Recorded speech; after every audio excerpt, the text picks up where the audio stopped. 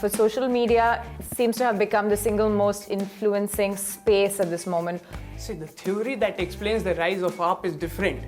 Social media is a small component of it. Actually, there's no funding involved in the AAP campaign. That's the best part of it. As far as our leaders go, we had a first mover advantage because we were there and we have been talking about it.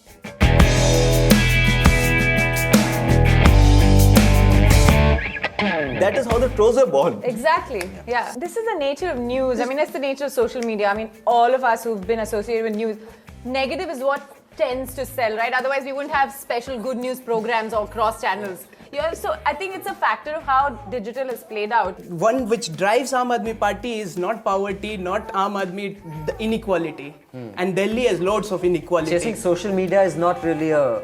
Social media is a very small part of it. Right from Narendra Modi to Sushma Swaraj to all the leaders, Vijay Goyal, Harshvardhan, everybody has promoted posts. Influencers in the society, in the family and the peer group. Till 1980s, it was the father or the head of the family who used to decide what is the trend and what will be the political motivation. Now lately we have seen the last 2 decades is the youngsters who started discussing and deciding. When I read Narendra Modi's tweets, I somehow know it's not him tweeting because today is Puran Masi, everybody God bless you. Today is such and such day, everybody God... You know, there's a certain... I know that Narendra Modi is not sitting and tweeting that. BJP and Congress are established parties. Everybody knows that. Somebody can even say they possibly don't even need the money, they don't need social media, this, that and the other. Urban middle class was largely disengaged with politics. So what social media is doing is bringing the engagement back. Taking forward the same point, what happens is... Aap and BJP are agreeing. Aap BJP bhai bhai. No, actually no. Actually yes.